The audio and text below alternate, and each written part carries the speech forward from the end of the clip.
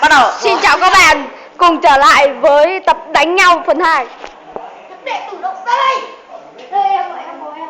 Tiếp phải đánh chết người ra rồi mạnh quá. Đánh nó.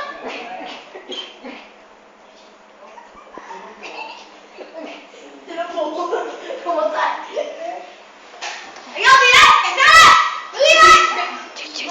Bắt nó còn con nữa. Anh chạy Chết gầy to, đánh hội đồng như này.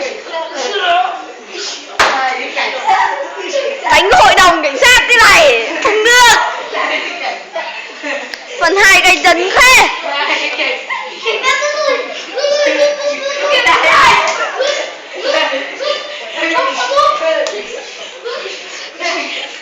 đánh đầu hơn đánh đầu.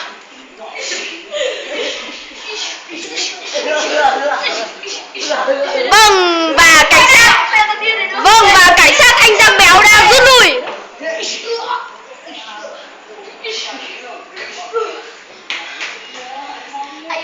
Cảnh sát Thanh Giang Béo và Tuấn đang rút lui. Mày đứng kia đấy.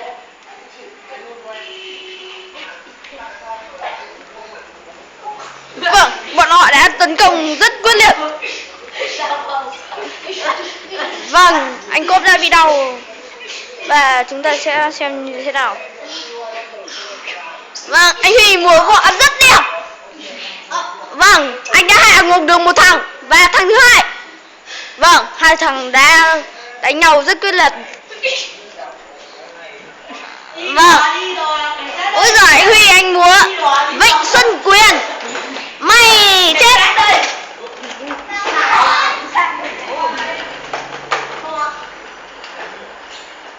Chúng mình láo.